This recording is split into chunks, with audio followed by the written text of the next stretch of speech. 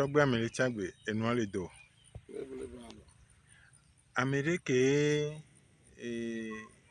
etɔ dɔdzi vɔ enu le zɔnu tutututu eto fie gble ye bibe ava wotene be va dekɔnua dzi ebe va dekɔnu be mɔa dzi ale afɔke be la zɔ nke nyigba be la wɔ enu vegɔn ŋutɔgɔn ɖeke be la zɔ ɖo. Yo, me da akpe ne woƒe biabia. Gbanu yi ke me dzi be magblɔ nye be ne nye amegbetɔ va xixe ame koa eva ɖe mission ɖe dzi alo mission ɖe dzi alo dɔdasi ɖe dzi. Nenye be mente dzesi wo dɔdasi yi ke ta ne va anyigba ya dzi o. Ye ebu mɔa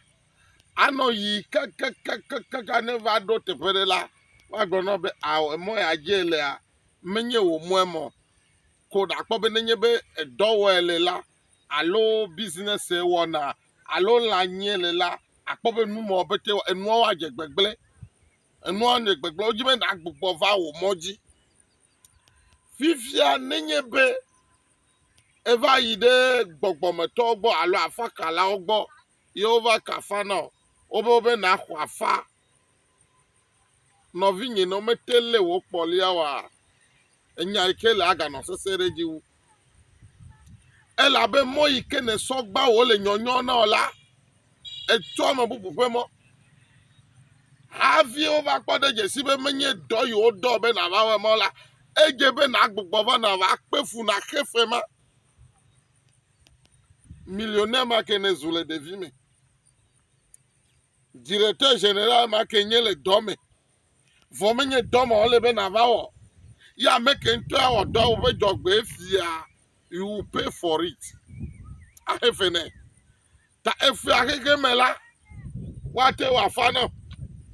Enya yi le akoe le la be me ke fia vɔ. Woate wɔ dzedzenglẽdze nɔ. Enya yi ke le akoe le. Woate kasoti ɖe aƒozo dome asɔ table enya yi ke le akoe le. Ele be ne nu ya dzɔ la na gbugbɔ yi ɖe ɖokuiwo me ame yi ke nye gbɔgbɔme ma me ŋutɔŋutɔ woanɔ kplɔ to mɔ ɖe dzi anɔ fea xe vi efia me xexe nye be awɔ vɔsa le fi agblega mava mo ne me do dzo agadzo fi bubu mava mo kaka le dza nɔ fe ma kaka ne ƒe blave ya ɖo ko ade axe vɔ gake nenye be lɔki le ŋuti o ye va de dzesi be ame ɖe ƒe nane yi ɖu ye ƒe fexe yi le la ana anyi kpo ma ha nu vɔ fi ye dze gbɔgbɔ be seka ɖo ya la wobe afa yi xɔe eglo wobe no li se le wobe mami yi wɔ eglo eva tsi eɖufe egaɖufe tafea nɔvinye egaɖufe tafea tadze be nana anyi kpo nasɔ asi ɖo tonu ale yi le ɖu sa wòle vivi nɔ kafi vevea va koa nawɔ bɔkɔ do gbe ɖa nayi gbɔgbɔmetɔ gbɔ woakplɔ to mɔnyɔtɔa dzi dɔdɔdɔdɔdɔdɔ koa ne gagbugbɔ va wò mɔ dzi koa ele kpa ke fia be wɔ nu ka exe fia vɔ ko ne mɔ ʋu nɔ gboa magaɖo ko kaka ɖo ko aku le anyigba ya dzi o. Ame ɖewo lea woɖo ko womenya wa wova wɔ vɔsavɔ̃ɖi ɖe nɔ to mɔ gbegblẽwo dzi wogava kpɔ ga hunyahunya egava ame mawo va biana nua fi kuna ame mawo nye ame yiwo ƒle ʋu ame 12 kpɔ wosɔ ɖeka de dzi nɔ gake le wòtrɔ me la ʋu taya tse makpɔ le woƒe aƒe me ye wo viwo hã womeɖo na ta o because vɔsa aɖewo le woawɔ na o la axɔ viwo me nunyɔna me asɔ na o manya o vɔsa aɖewo le woawɔ na o la woaxɔ srɔ̃ me nunyɔna me akɔ na o manya o emɔ pete se det efe ɖuɖu wònye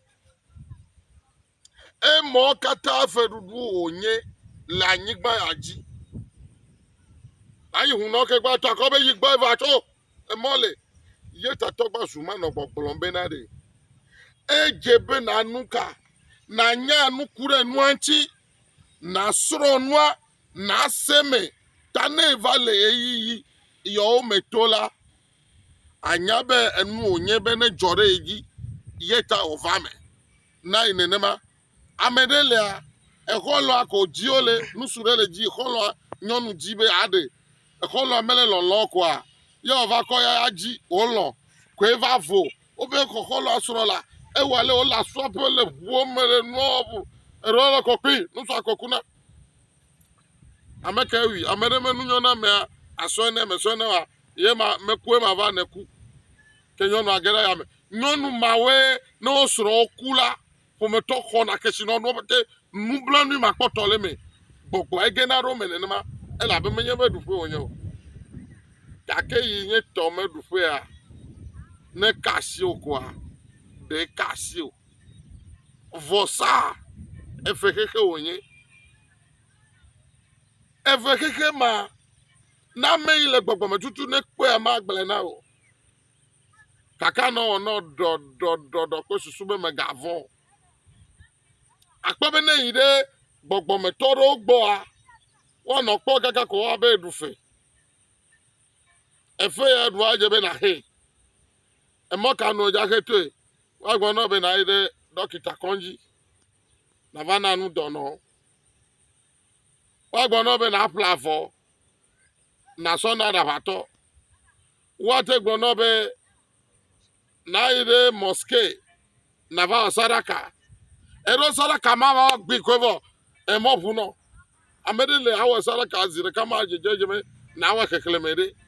vo medu lo pone vo nya be ni o gble no la ana jirepo no ta o mele gloge na o lo gona gogo be wonu woyi wo keme woyi agbo ko mo bu na ye ta yin be mi asuro nu kuda gbe amenchi asuro nu kure wo ntoje do kyunchi meka na fa ike ne vako amedo le vivia edoko oje mena na kelo omoko be afako aho avi wa haya pata ova ple gboklu no ple rezu so ta plone enwo wo na be teke do agbenya voko evo yakwa me donu shanu gble me ganya me kaka vio ko ela benuka odo di polina me ate irezu watu amlima no apo hunku amabu me poli lava ame ike mi kple mi dogo le gbogbo me a alo mi kple me jogbenye de ka epe poli ateva apo le hunku me wa savo no wo savo amedo le amenye wo me no to nya fi wa kwafo de kakobu geke le fifia ne kwa fa akpo nu aga nyo no afa me okoko do megle na ne ke me ga je na ji no wo pete ameje do o kwa fa na love gbe ke o le ekono nu gbe ma gbe oku mi ma gbe bo ko amenye vo me menye o fa lo e mo ese ya me da de amere le fifia ne bo fo de ko ne ya afa yo fo de eko a no gbono so na eko kwina me be na no ne fo ko na no po pe susu be ne na pele ka fi ne na vai vone le gbogbo me ntontoto ese gbogbo ko me a megafonu ma ne wa me to fi ne ko ne ma so mo bu me poli because eza gbogbo yo control za wo le vovo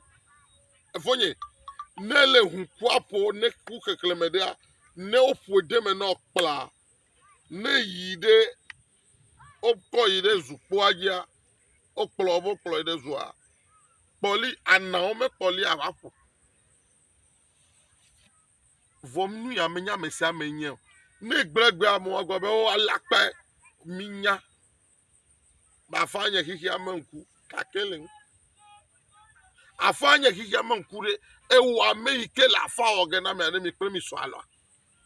afa ona me a de la be tro ona me enye ya kpokpo be ikpa me ya yo so ase a enye yo bu no afa na ma me be mi agochi me to me wa fo vodu ga even to sube ma wa fa ameke chagba na bete me va mlanya jogbese ye gbo na be nye kumi me pa lota ne wa fa na do me agle tanu wa fa na la ejebe bokoka wa fa na ma ejebe ne nye venavi ne no boko dome ke yako fima ye me va jagbare mo di be me nya mere ne ma ye me va yo venavi onye to boko nya venavi kafi o onu ala ye authority be we ya pe me nya me ka we na o do nya te gbo be to boko ka wo afana wa ejebe ne nye yo agbevi alo ejebe ne nye kura agbeto alo ejebe ne nye zogbesi alo ne nye ablosi menye o so wo no le futur yeta ehia na mi be mi ajeshi mi adoko ni wonto na soro nu kude mi amegbeto pe mi abe jojo me nchi ne ya file na mere bloko ejebe na nya zere ka straight benu ya le ible amele nya tepeto na yo no na nyi fifia no agbobe epe ton ke vai ame yo bete wo afana le peton mame wo bete no va no abio be so peton ya mo afana le ke kpodo kio no agbla do ma hin ye wa kpo ame aton ke agbobe ko afana ya ivo ame suso bo weboa nu ike tai wafa e gavale wesu yeva dona mo yo lona afava pugbe abe yo desita because o me tobe mo never desita kra ga sena na o amedele no afa no fifia no so afa o ko dara nyia eje bo nto na agbogbo afa na dokio abia gbe dokio anya nu ka dara afa agbo adare kporo aji alo adare kporo agome afa gbogbo onye enu de kawa fu anyi kpla ya alakwa wagbo be lo so meji ye ko na mereke na me ya gbleta amabu wa ya gbleta bubu amabu wa ya gbleta obe ejuma de ka edu agbleta de ka gbogbo alofa gbogbo leke jawo binyabe agbleta ya ko ina ya le fe polime neire o wa fano ye nya fodu ye konde jore jo ye ira fa kape ye ko fo duma gava no bono ya gleta na fa ko so na jo ne menu no ma futore ncho no me va keto poli wa be motonto jo kwa yo va keto barapaji pe susu be ne apogbon ne wa dua ko gbedo mi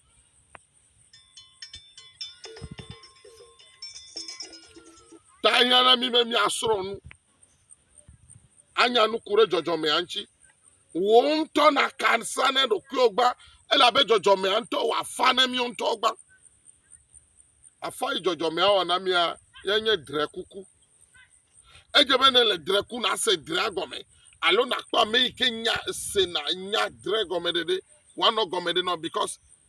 afala ela be drekuku afala ba ajototo yeta ne nye bokwa ma to glio ma to ajo evelane de fiole glitoa nenye boko ke yinade afabajia ma no odomu nele odome no ma neva la faka kwe kanbubu amowa no boko wa no pe me fienyi gadre ko va povono ko do afababe ole nuka waka aka oli wogodo afama no tepo ne kaname masemo ne gbenyale afaka sako sro e ka foda me obo ja ofosa na mesa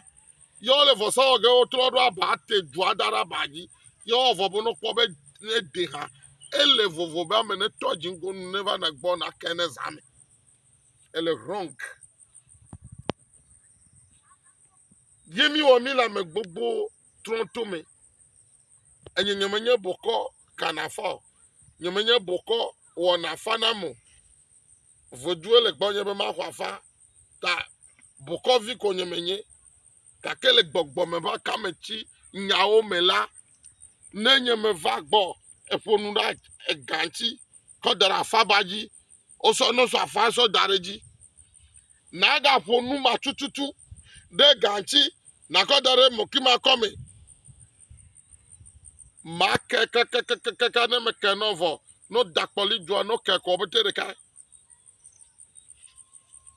ahia na mi